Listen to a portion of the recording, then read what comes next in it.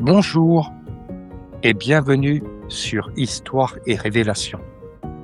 Aujourd'hui, je vous amène à la découverte d'une civilisation fascinante, dont on parle pourtant très peu, la culture Vincha.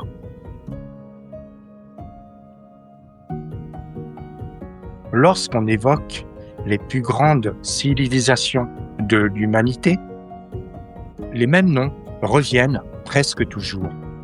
L'Égypte, la Mésopotamie ou encore les Sumériens. Pourtant, au cœur de l'Europe, sur les rives du Danube, une autre culture, plusieurs milliers d'années avant notre époque. Une culture qui possédait déjà des villages organisés, un artisanat remarquable, des techniques avancées et de mystérieux symboles gravés qui intriguent encore les archéologues. Alors, pourquoi cette civilisation est-elle si peu connue? Que nous apprennent réellement les découvertes archéologiques? Que reste-t-il encore à comprendre? C'est ce que nous allons découvrir ensemble. Avant de commencer, si ce type de documentaire vous intéresse, pensez à vous abonner à la chaîne et à activer les notifications. Cela me permet de continuer à vous proposer des contenus consacrés aux grands énigmes de notre passé. Où se trouve Vincha? La culture Vincha est située dans les Balkans, principalement sur le territoire de l'actuelle Serbie, à quelques kilomètres seulement de Belgrade. Elle s'est développée le long du Danube, l'un des plus grands fleuves d'Europe. Depuis toujours, ce fleuve constitue un axe de circulation essentiel. Il relie les peuples, favorise les échanges et offre des terres particulièrement fertiles. Lorsque l'on observe une carte, on comprend rapidement pourquoi cette région a attiré les premiers agriculteurs.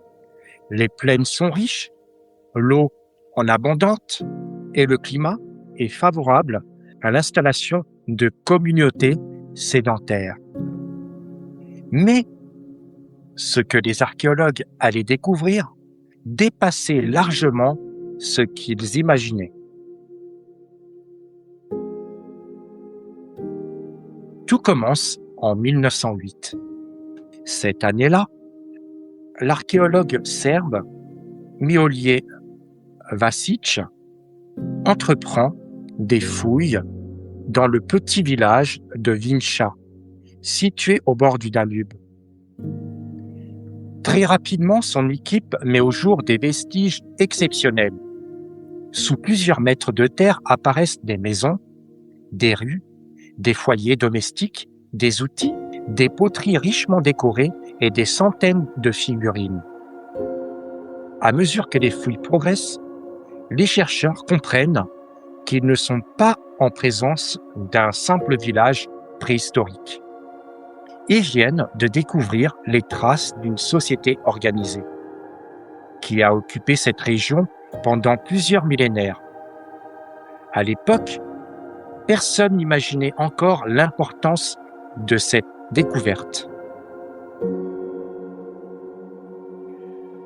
Les analyses réalisées au fil des décennies montrent que cette culture s'est développée entre environ 5400 et 4500 avant notre ère. Même si certaines occupations plus anciennes dans la région remontent à une période intérieure. Autrement dit, les habitants de Vincha vivaient plusieurs milliers d'années avant les Romains, bien avant la construction des pyramides de Gizeh et avant l'apparition des grandes cités de l'Antiquité. Cette ancienneté explique en partie l'intérêt que lui portent aujourd'hui les chercheurs. Elle permet de mieux comprendre les débuts des sociétés agricoles en Europe. L'une des premières surprises concerne l'organisation des villages. Contrairement à l'image que l'on se fait souvent de la préhistoire, les habitants de Vincha ne vivaient pas dans des campements improvisés. Les fouilles révèlent des rues clairement délimitées. Des maisons sont alignées selon un plan relativement régulier. Certaines possèdent plusieurs pièces. Elles sont construites à l'aide de bois, d'argile et de torchis. Les sols sont soigneusement aménagés et les foyers sont installés au centre des habitations. Tout indique une volonté d'organiser durablement l'espace. Les archéologues estiment que certains villages comptaient plusieurs centaines, voire plusieurs milliers d'habitants. Pour une période aussi ancienne, cela représente une concentration de population particulièrement importante. Comment vivaient ces hommes et ces femmes? Leur alimentation reposait principalement sur l'agriculture. Ils cultivaient différents céréales comme le blé et l'orge, ainsi que plusieurs légumineuses. Ils élevaient également des bovins, des moutons, des chèvres et des porcs. La chasse et la pêche continuaient toutefois à compléter leur alimentation. Le Danube offrait une abondance de poissons, tandis que les vastes forêts procuraient du gibier. Cette diversité alimentaire contribuait probablement à la stabilité de leur communauté. Les habitants fabriquaient aussi de nombreuses poteries. Certaines étaient destinées à un usage quotidien, d'autres, beaucoup plus élaborées, semblent avoir joué un rôle cérémonial ou religieux. Le niveau de finition est remarquable. Les décors sont précis, les formes variées et les techniques de cuisson particulièrement maîtrisées. Cette maîtrise témoigne d'un savoir-faire transmis de génération en génération. La culture de Vincha est célèbre pour ses nombreuses figurines en terre cuite. Des milliers d'exemplaires ont été retrouvés. La plupart représentent des personnages humains, souvent féminins. Certaines portent des vêtements soigneusement gravés, d'autres présentent des coiffures complexes et des motifs géométriques sur le visage et le corps. La signification exacte de ces figurines reste encore débattue. Pour certains chercheurs, elles représentaient des divinités liées à la fertilité. Pour d'autres, elles pourraient simplement illustrer des membres de la communauté ou avoir servi lors de cérémonies.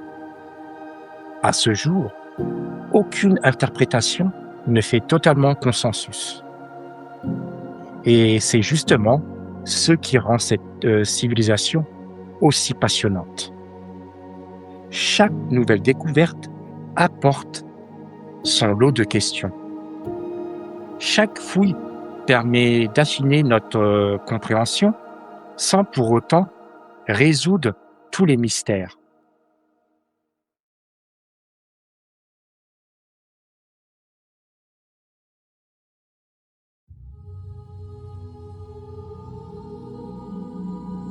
Nous venons de découvrir où se trouvait la culture de Vincha et comment elle a été mise au jour au début du XXe siècle.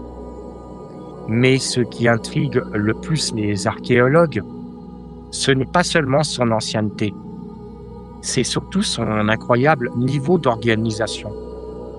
Pendant longtemps, on a imaginé que les populations européennes du néolithique vivaient dans des petits villages isolés avec une organisation relativement simple.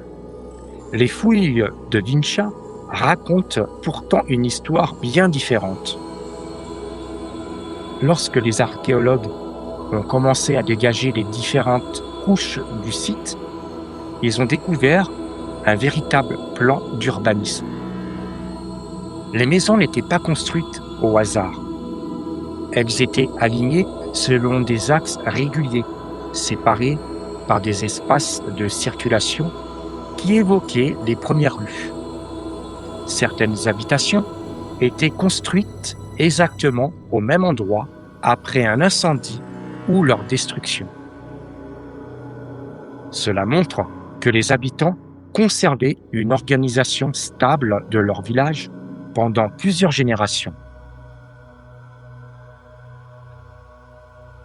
Pour de nombreux spécialistes, il s'agit là d'un signe d'une société déjà bien structurée. Certaines habitations atteignaient plusieurs dizaines de mètres carrés. Elles comprenaient différentes pièces destinées au stockage, à la préparation des repas ou aux activités artisanales. À l'intérieur, on retrouve des fours, des foyers domestiques, des meules servant à moudre les céréales, ainsi que différents outils du quotidien. Cela témoigne d'une vie sédentaire parfaitement organisée. Les habitants étaient aussi d'excellents artisans. Ils fabriquaient des céramiques d'une qualité exceptionnelle. Leur poterie était souvent décorée de motifs géométriques très précis. Certaines étaient simplement utilitaires. D'autres semblent avoir été destinées à des cérémonies religieuses ou à des échanges entre communautés. La qualité de ces objets montre que certains artisans étaient probablement spécialisés dans leur métier. Il ne s'agissait plus seulement de produire pour survivre. On observe déjà une véritable recherche esthétique. L'un des aspects les plus fascinants de la culture de Vinça concerne la métallurgie. Pendant longtemps, les historiens pensaient que le travail du cuivre était apparu plus tard. Pourtant, plusieurs découvertes réalisées en Serbie montrent que les habitants maîtrisaient déjà certaines techniques de transformation du métal. Des archéologues ont retrouvé des fragments de fours ainsi que plusieurs objets en cuivre. Parmi eux figurent des haches, des burins, des marteaux et différents outils. Ces découvertes montrent que les populations locales connaissaient déjà les propriétés du métal et savaient la façonner. Il ne s'agissait évidemment pas d'une métallurgie comparable à celle des civilisations de l'âge de bronze, mais ces indices montrent que les premières expérimentations sont beaucoup plus anciennes qu'on ne le croyait autrefois. Cette évolution progressive éclaire d'un jour nouveau les débats de la métallurgie européenne. Les analyses réalisées sur les objets retrouvés montrent également que Vinça n'était pas isolé. Certaines pierres utilisées pour fabriquer des outils proviennent des régions situées à plusieurs centaines de kilomètres. Des coquillages retrouvés sur certains sites viennent de la mer Égée. D'autres matériaux proviennent des Carpates. Cela signifie que les habitants échangeaient déjà des marchandises avec d'autres populations. Ces échanges permettaient de diffuser des techniques et des idées, et probablement aussi des croyances. Le Danube jouait un rôle essentiel dans cette circulation. Il construisait une véritable autoroute naturelle reliant différentes communautés à travers l'Europe. Parmi toutes les découvertes réalisées sur le site de Vinça, une catégorie d'objets intrigue particulièrement les chercheurs. Il s'agit des signes gravés sur certaines poteries, figurines et tablettes. Ces symboles sont nombreux. On en a recensé plusieurs centaines. Ils prennent la forme de lignes, de croix, de chevrons, de triangles ou encore de petits traits assemblés selon différentes combinaisons.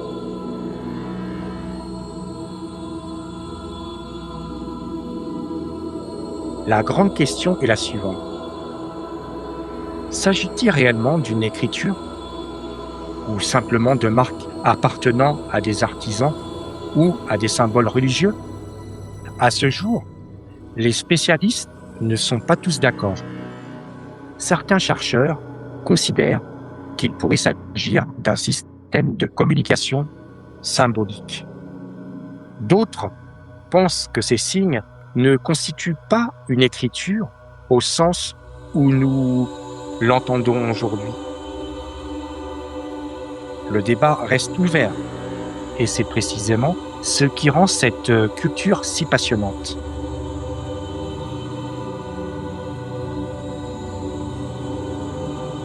Lorsqu'on évoque les symboles de Vinsha, il est impossible de ne pas parler des célèbres tablettes découvertes en Roumanie.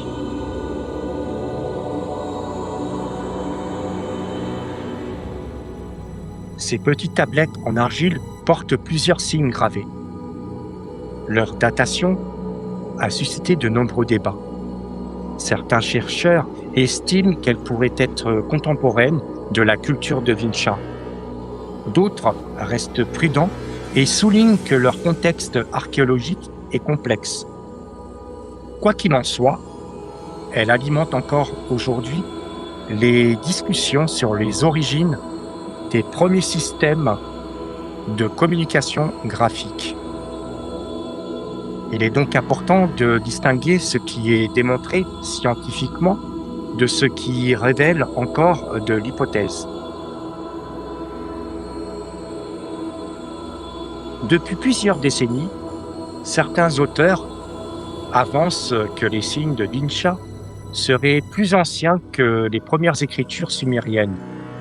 D'autres chercheurs répondent qu'il ne faut pas confondre des symboles gravés avec une véritable écriture permettant de retranscrire une langue. Aujourd'hui, la majorité des archéologues considèrent que les preuves ne permettent pas encore d'affirmer que Vinsha possédait une écriture comparable à celle de la Mésopotamie. En revanche, tout le monde reconnaît que les symboles constituent un témoignage exceptionnel de la pensée symbolique des populations néolithiques. Les chercheurs continuent et chaque nouvelle découverte pourrait apporter des éléments supplémentaires.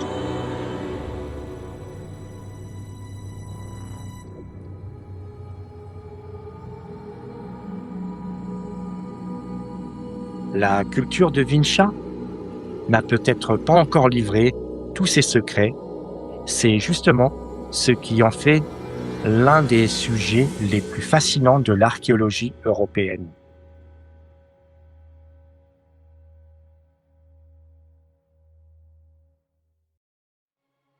Au-delà de son organisation remarquable, la culture de Vinsha fascine également par son univers symbolique.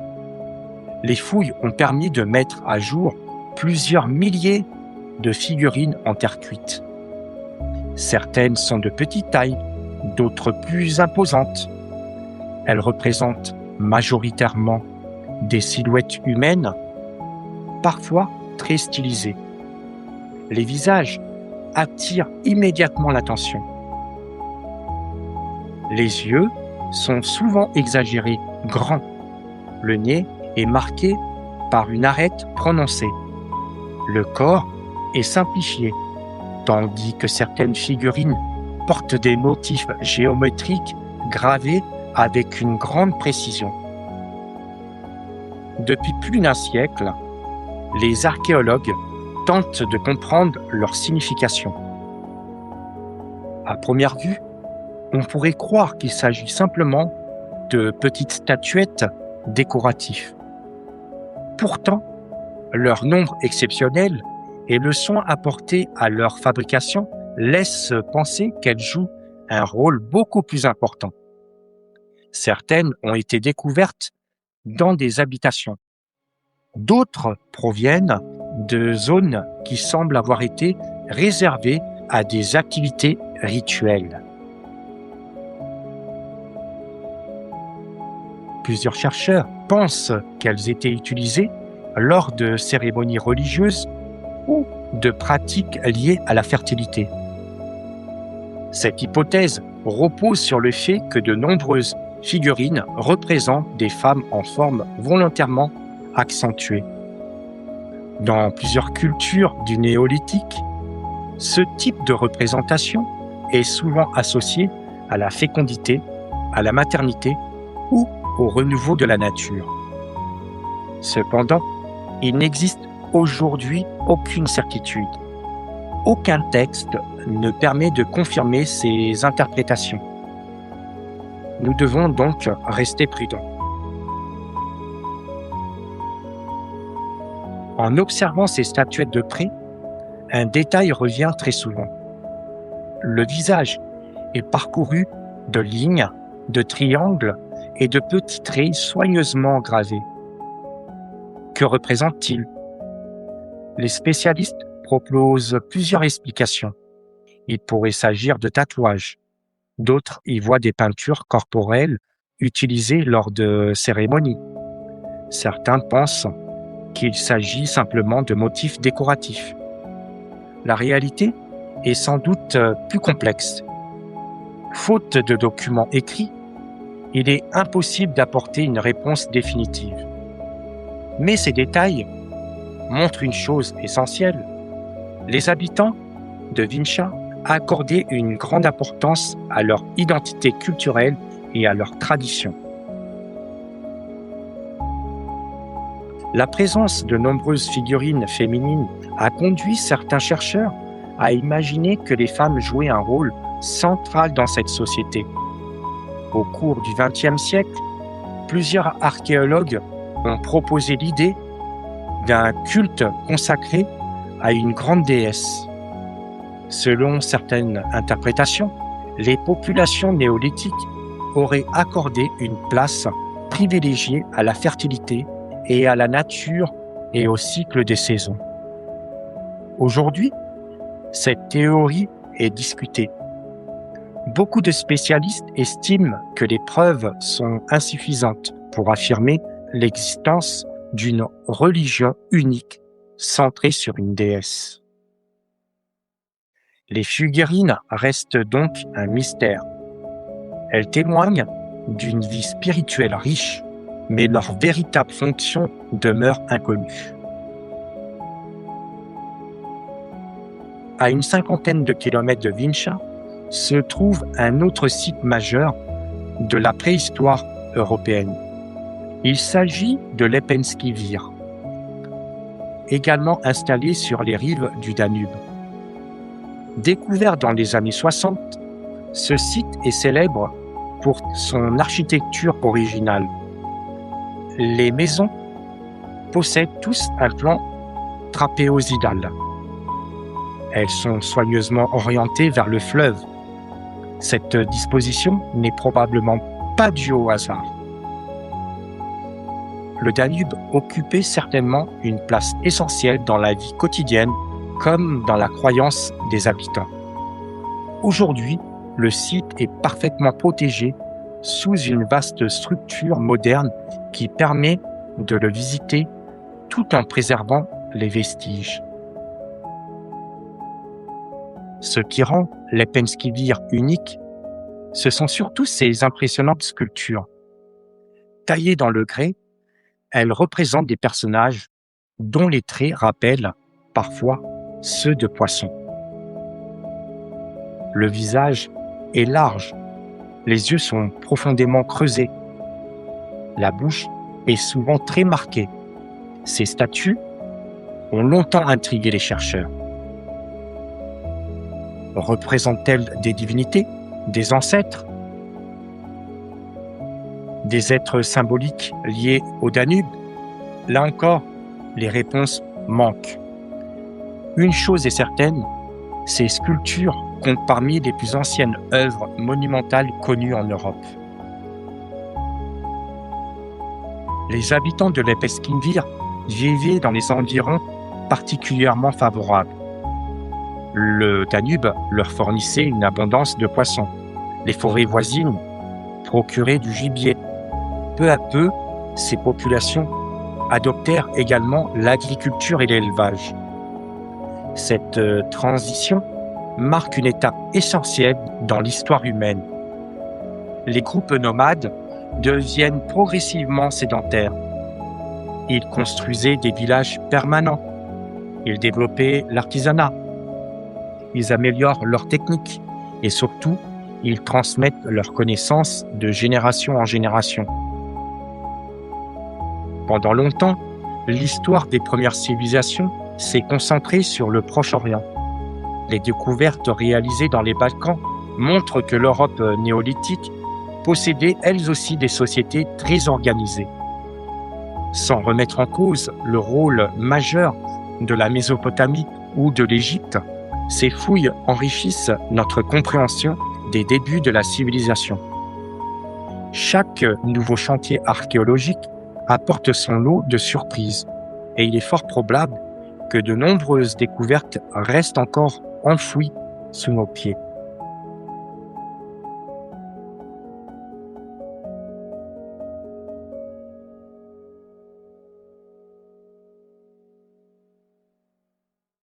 Au fil des décennies, les recherches sur la culture de Vinča n'ont cessé de progresser.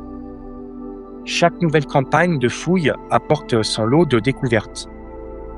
Des maisons mieux conservées, des nouvelles figurines, des outils, des céramiques décorées, mais aussi des indices qui permettent de mieux comprendre la vie quotidienne de ces populations. Pour les archéologues, Vinča est devenue une véritable fenêtre ouverte sur le néolithique européen. Ce qui frappe les chercheurs, c'est le degré d'organisation de cette société. Les villages étaient soigneusement planifiés, les habitants maîtrisaient l'agriculture, l'élevage et plusieurs techniques d'artisanal.